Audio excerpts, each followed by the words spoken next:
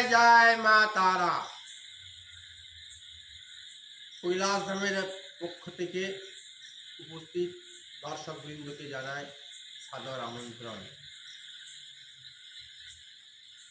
আমরা জানেন এই চ্যানেলে আমরা পৌরাণিক উপাখ্যান নিয়ে আলোচনা করি, আপনাদের অজানা তথ্য পরিবেশন করি। আজকেও আমরা এরকমই এক উপাখ্যান নিয়ে আলোচনা করব।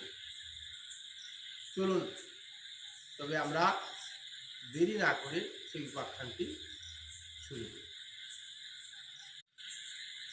আপনারা থাম্বনেল দেখে বুঝতেই পারছেন আজকে আমরা কোন বিষয় নিয়ে আলোচনা করতে চলেছি।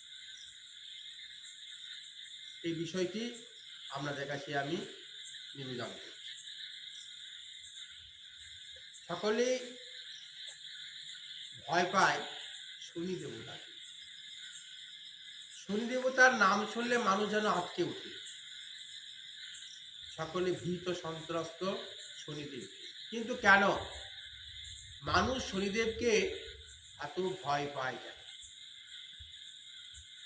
আমাদের সমাজে প্রচলিত আছে শনিদেব অর্থাৎ শনি গ্রহ। তিনি শুধু গ্রহ নয়, তাকে অনেকেই বলে থাকেন মহারাজ, অনেকে বলে থাকেন বড় ঠাকুর। কিন্তু কেন, এগুলি আমরা আজকে জানব। আমাদের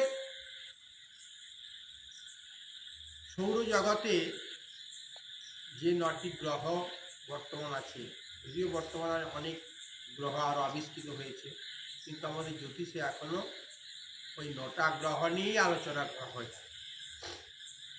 এই 9টা গ্রহের মধ্যে শনি গ্রহকে মহারাজ বলা হয়, কারণ তিনি খুব নিষ্ঠাবান গ্রহ। সেই জন্যেই একে মহারাজ বলা হয়, একে বড় ঠাকুর বলে থাকে। যদি কোনো মানুষ সঠিক পথে চলেন, সৎ পথে চলেন এবং তাদের চিন্তা ভাবনা যদি সৎ হয়, তাহলে তাদের কর্মফল শনি খুব ভালো দিয়ে থাকেন, যাকে বলে পুরস্কার দিয়ে থাকেন। আর কোনো মানুষ যদি জীবনে ক্ষতি সাধন করে অপরে, কিংবা তার মন যদি ভালো না থাকে, তাহলে শনিদেব তাকে চরম শাস্তি দিয়ে থাকেন, কঠোর শাস্তি। এই কারণে শনিদেব সকলের কাছে খুব ভয়ের দেবতা।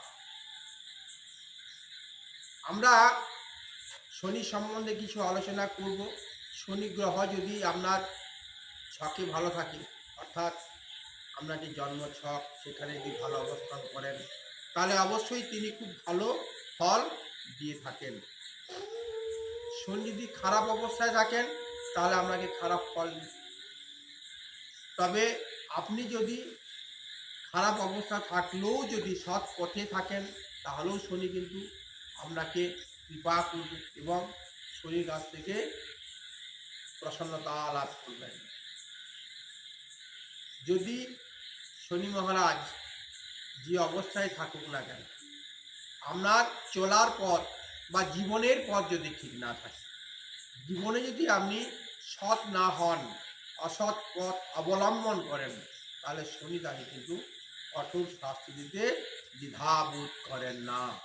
সুতরাং জীবনে চলার পথে এই জিনিসটি ভাবতে হবে যে আপনি ভালোভাবে জীবনযাপন করবেন না কষ্ট ক্লিষ্টভাবে জীবনযাপন করবেন, সেইভাবেই আপনাকে চলতে হবে।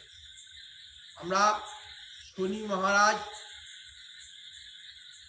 এই চরম দুঃখ, দুর্দশা, দৈন্য, ক্লিষ্ট, আর্থিক কষ্ট, এগুলো সবই কিন্তু শনি দেবতার কাছ থেকে পেয়ে থাকে।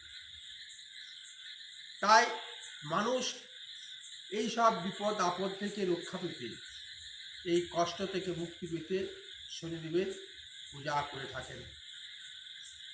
শনিদেব আমাদের শরীরের স্নায়ু হাড় ইত্যাদি যে রোগ রয়েছে সেগুলোর উপরেও প্রভাব ফেলে থাকেন। সুতরাং রোগের ক্ষেত্রে, জীবনে আর্থিকের ক্ষেত্রে সমস্ত দিক থেকে শরীরে ভীষণ প্রভাব আছে। তাই মানুষ শনি দেবতাকে ভয় পায়, কিন্তু ভয় পাওয়ার কোনো কারণ নেই। যদি আপনি সৎ পথে থাকেন, শনি মহারাজ আপনাকে অবশ্যই আশীর্বাদ করবেন এবং পরম বস্তু আপনাকে দান করবেন। শনি সাড়ে সাতিতে অনেকে ভয় পায়, আবার বিশেষ করে কিছু আমাদের জ্যোতিষ মণ্ডলী আছেন, তারাও মানুষকে বেশি করে ভয় ধরিয়ে দেয়। যেমন শনির সাড়ে সাতি অবস্থা, অর্থাৎ 7.5 বছর শনি মহাদশা নয়, অন্তর্দশা চলে, সেই সময় তাকেই বলা হয় শনির সাড়ে সাতি। এই অবস্থায় শনি যদি খারাপ অবস্থায় থাকেন তাহলে কিন্তু মানুষকে চরম চরম কষ্ট দুঃখ দিয়ে থাকেন। শরীর এই সাড়ে সাতি যে দশা, সেই দশা চলাকালীন মানুষের যে দুঃখ কষ্ট, তার থেকেও মুক্তি পেতে তারা শনিদেবের পূজা অর্চনা করে থাকেন। শনিদেবকে খুশি করতে পারলে আপনি জীবনে চরম অবস্থায় উন্নতি করতে পারেন। আমাদেরকে খেয়াল করতে হবে, শনিদেবকে তুষ্ট করতে হবে, রুষ্ট নয়। যদি আপনি খারাপ অসৎ পথে গেলেই শনিদেব রুষ্ট হন, সুতরাং আপনাকে তুষ্ট করতে হবে।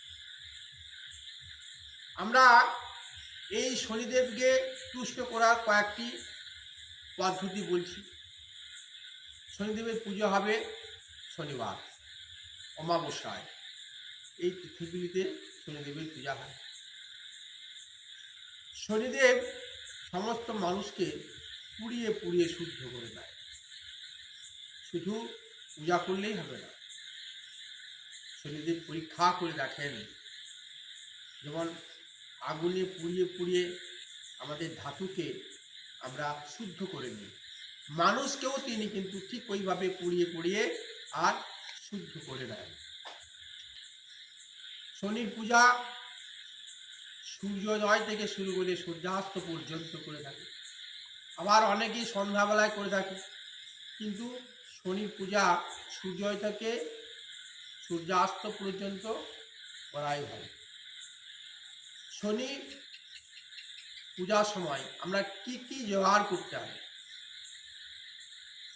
তো শনিদেবের পূজাতে আপনাকে কালো কাপড়, নীল ফুল, তেল, কালো তিল, এগুলি দিয়েই শনিদেবের পূজা হয়, কারণ শনিদেব এই কালো বস্তুটি খুবই ভালোবাসেন।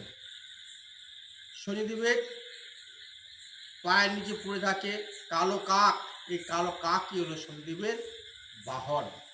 সুতরাং আমাদের যদি শনি অশুভ থাকে তাহলে কালো কাককে, কালো কুকুরকে যদি আমরা খাবার দেন তাহলেও কিন্তু শনিদেব তুষ্ট থাকেন। অথবা কোনো দিন দরিদ্র ভিখারি মানুষকেও যদি আপনারা যা আপনাদের ইচ্ছা মতো সাধ্য মতো যদি দান করেন, তবুও শনিদেব কিন্তু তুষ্ট থাকেন। এবার পূজার সময় আমাদেরকে বলা হলো যে শনিবার, অমাবস্যা, এই তিথিগুলিতে শনিদেবের পূজা করবেন। এছাড়া প্রতি শনিবারও কিন্তু শনিদেবের পূজা করতে পারেন। কী কী দ্রব্য আমাদের বলা হলো? কালো কাপড় আর কালো তিল, তেল, এগুলি দেবেন। শনিবার দিন শনির চালিসা বা হনুমান চালিসা পাঠ করতে পারেন, এতেও শনিদেব খুব খুশি হন। ওই দিন ছাড়া শনি এবং মঙ্গলবার দিন যদি হনুমান পূজা করেন তাহলেও শনিদেব খুব তুষ্ট থাকেন। আবার অমাবস্যার দিন যদি কেউ দক্ষিণা কালিকার পূজা করে থাকেন সেক্ষেত্রেও কিন্তু শনিদেব খুব তুষ্ট হয়ে থাকেন।